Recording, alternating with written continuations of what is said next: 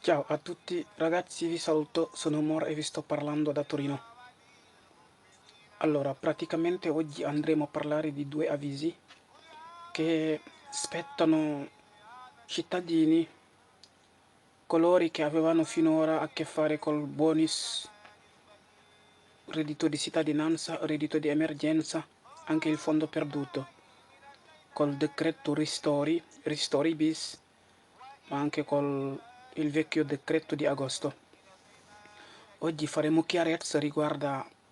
il reddito di cittadinanza, la proroga per i 2 mesi del reddito di emergenza, il fondo perduto e tutto quello che c'è da dire. Salaamaaleykum mbokk yi, maa ngi leen di nuyu di leen ziar bu baax a baax. Man la seen mbokk taalibe Mor Talla Sarr depuis Torino. Comme niñ koy defee saa su ne rek ci ay vidéo, tey dañuy ñëwaat indil leen ay leeral yoo xamante ne bi donc ay aviso la yoo xamante ne bi bu njëkk bi kii di agence de l'Entrata ñoom ñoo ko xamle démb. beneen bi ki circulaire la boo xamante ni bi IMS moo ko génne jëmoon ci paiement bonus décret agosto bi 1000 euros stagionale ak altri settore donc ak demande fondo perduto bi ñi kañ lañ ko war a dugal. alors fi ñu njëkkee nag dañuy wax ci il fondo perduto per le imprese e le partite IVA nelle zone rosse. Alors xam ngeen ne fondo perduto il decreto di rilancio del 19 maggio moo ko indi woon, mu ngi nekkoon catégorie yi nga xamante ne bi seen partita IVA dañ leen doon laaj facturation un calo di almeno 33% riguardo il mese di marzo-aprile 2019 e il mese di marzo-aprile 2020.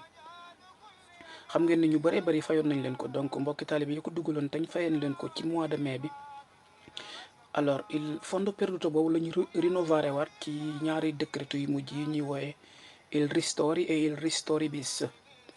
alors ba tey ñi nga xamante ni bi ci mois de mai fayoon nañ leen ko, agence de l'Entrata moo ngi xamle ne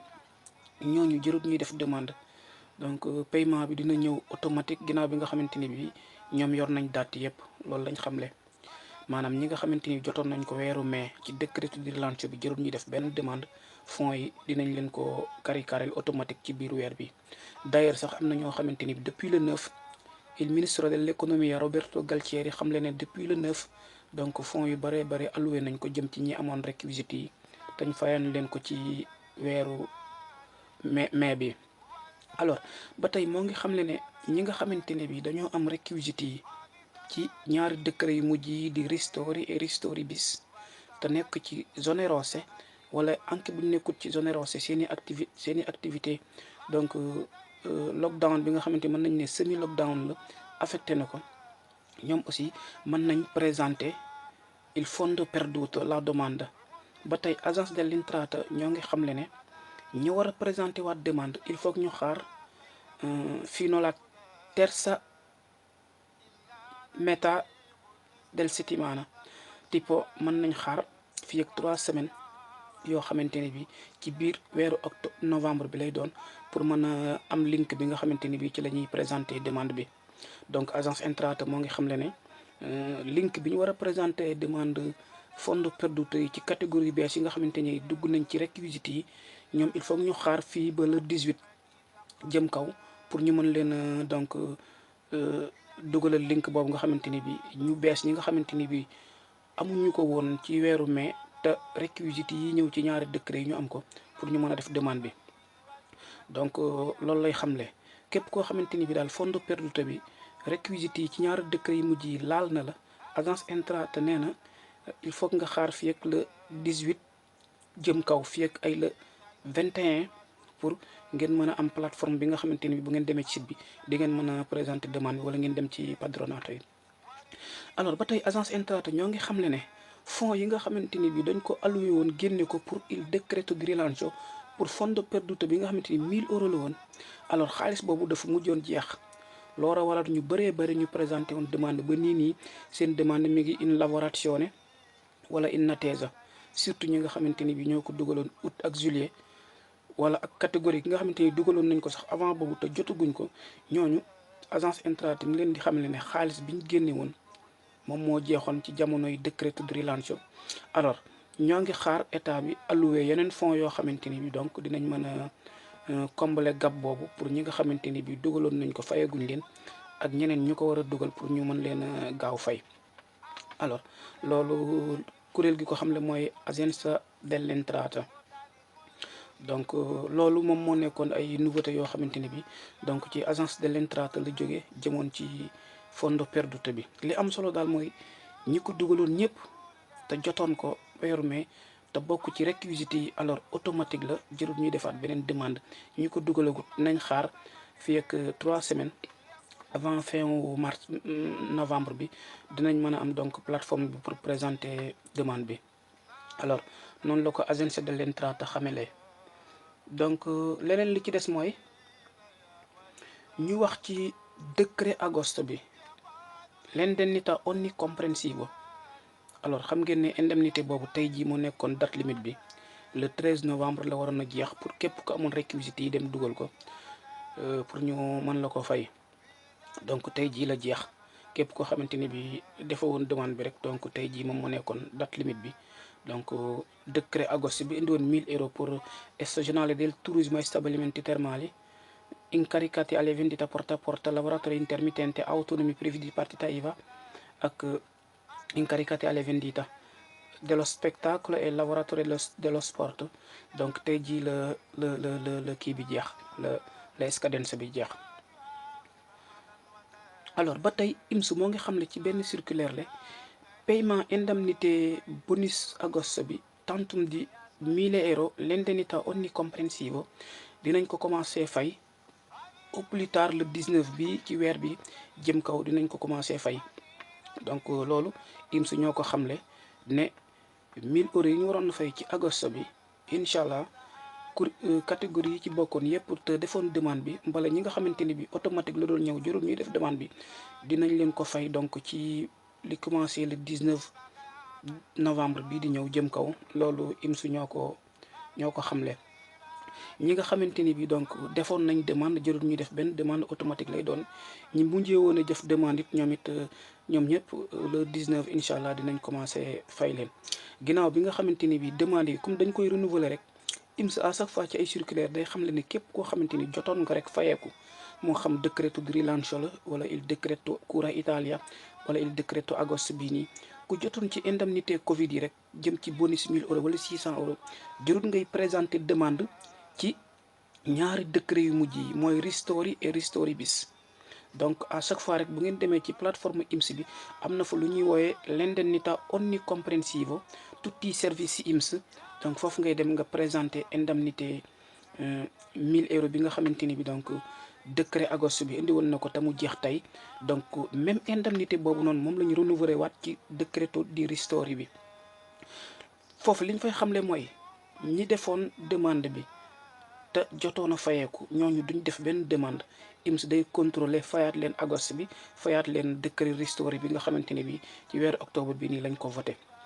alors ñi war a def demande mooy catégorie yi nga xamante ni bi ñoom jamono ji am nañu réquisites yi yëpp mais jotuñu woon a def benn demande. ñooñu bu ñu demee ci plateforme INPS bi mën nañoo présenter demande boobu noonu ci session wu indennità onnicomprensivo tantum 1000 euro.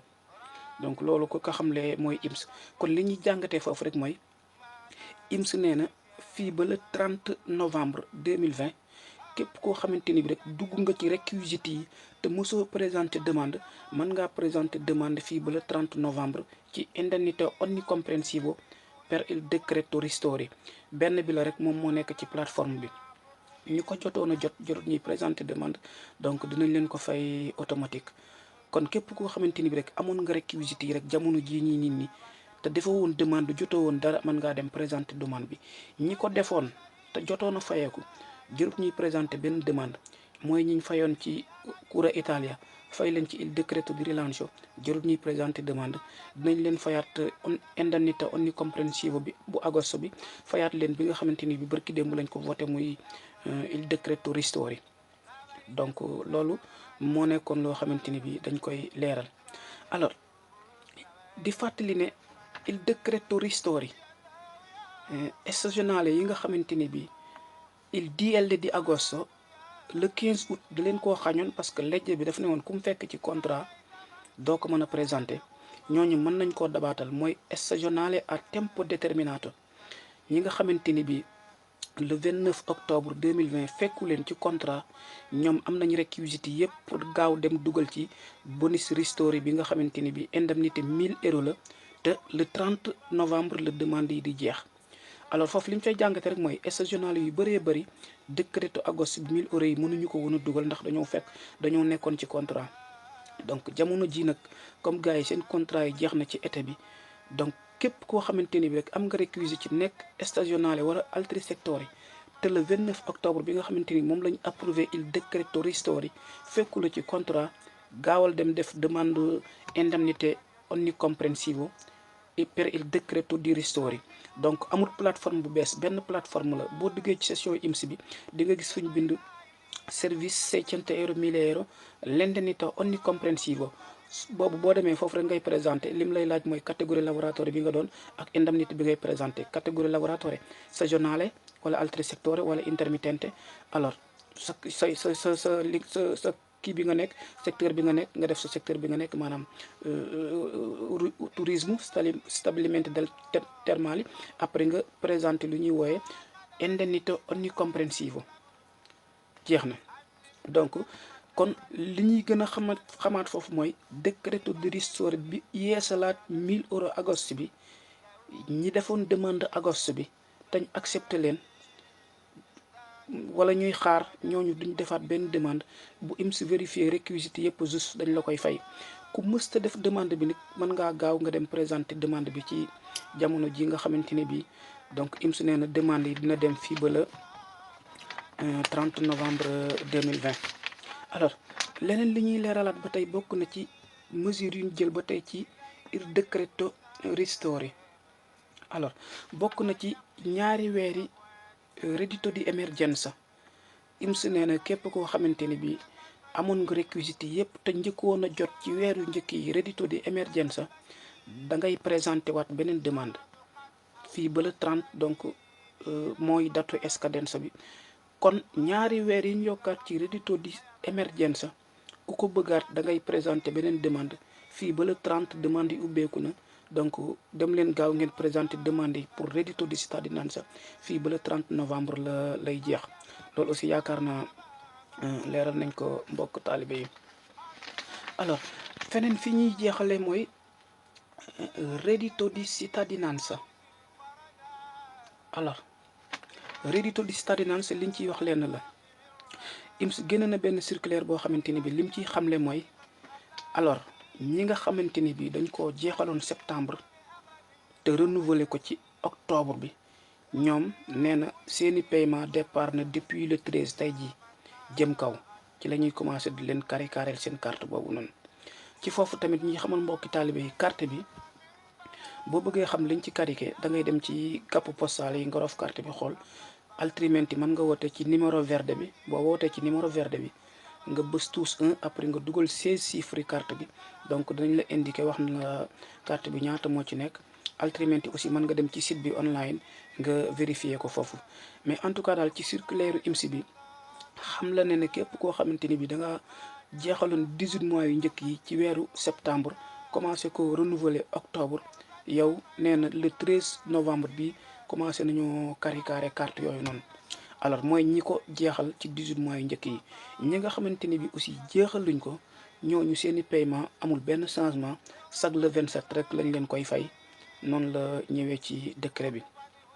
leneen liñ ci dolli mooy reddito di cittadinanza bëri na mbokki taalibe yuy ñaxtu naan ñi naan 40 euros la ñuy jot ñi naan 70 euros ñi naan 100 euros. d'accord pourquoi parce que dafa am calcul yoo xamante ni bi ci les 2 dernières années IMSS day calculer reddito yi tey jii bu fekkoon yow nga doon liggéeyatoo dugaloon nas bi 2 ans ñu la koy fay wala nga amoon ay allocation sociale wala ay ANF assegno per il nucleo familiare wala ay bonus bébé yooyu yëpp ay reddito la yoo xamante ni IMSS daf koy calculer waale ci bu lay defal sa calcul pour li nga war a am ci reddito di emergenza bi. donc amul foo xamante ni bi IMSS dafay juum wala dara parce que tey jii booy am assegno social wala assegno fili wala bonus fili yooyu yëpp aussi wala nga doon jël nas bi loolu lépp ay reddito yoo xamante ni IMSS da koy calculer pour bu lay calculer li nga war a am ci reddito cittadinanza bi looloo war a léeg-léeg ñi nga xamante ni dañoo amoon assegno yu njëkk yi donc ñoom duñ mën a am yenn chiffres yi. ñu bëree bëri dañ ci ñaxtu mais calcul yi donc IMS moo koy def te xam na ni mu koy doxalee. alors feneen fi ñuy jeexale mooy wax nañ leen ko ba tey moom mooy reddito di emergenza donc leeral nañ ko IMS ngi xam le ne à partir de tey jii ñi ko renouveler woon ci octobre bi nañ leen ko commencé fay lu commencé le 13 novembre jëm kaw ñi ko amoon te jeexaguñ donc chaque le 27 rek moom moo nekkoon date bi ñu leen koy carré. alors leneen li ñuy fàttali rek lenn la mooy bonus ristori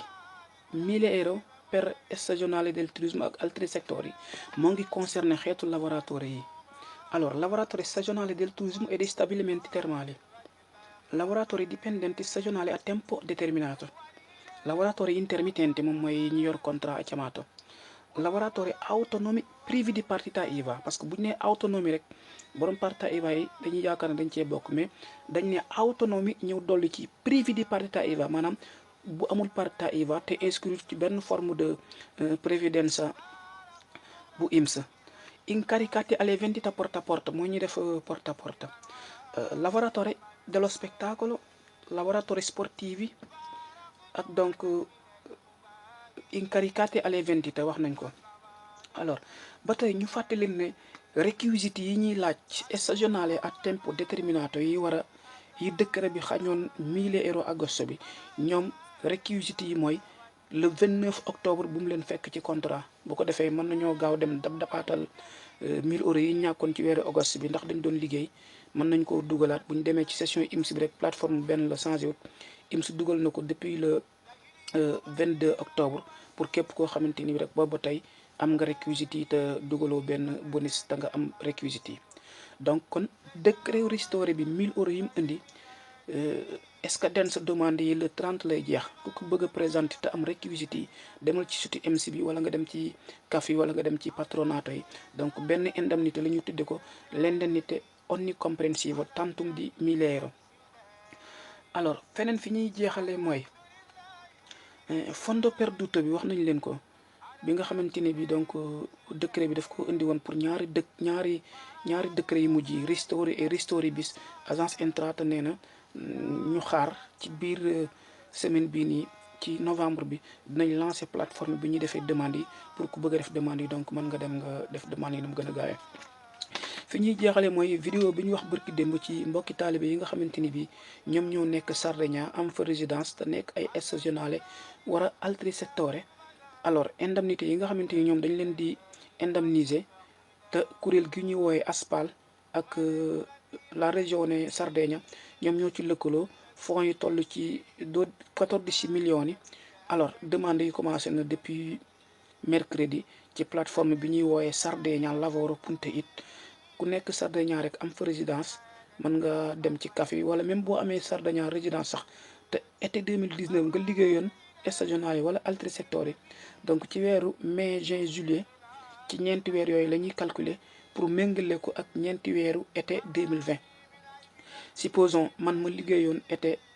2019 30 jours ci weeru mai bi alors été 2020 weeru mai bi liggéeyuma benn fan man dinañ ma indemniser weer ndax toog naa weeru ma liggéeyut fino 1000 euro su fekkee dama liggéey weeru mai daaw 30 jours weeru mai 2020 ci été bi ma liggéey ci 10 jours dinañ ma indemniser différence bi muy 20 jours noonu lañ koy calculer ci stagionale yi nga xamante ni bi ñoom ñoo nekk Sardegna am fa résidence. alors mbokk yi lii rek moo fi ñëwoon ci ay information ñi leen ko doon baaxee ñu ngi leen di sant bu baax a baax di leen gërëm seen mbokk taalibe Mor Talla Sarr depuis Torino.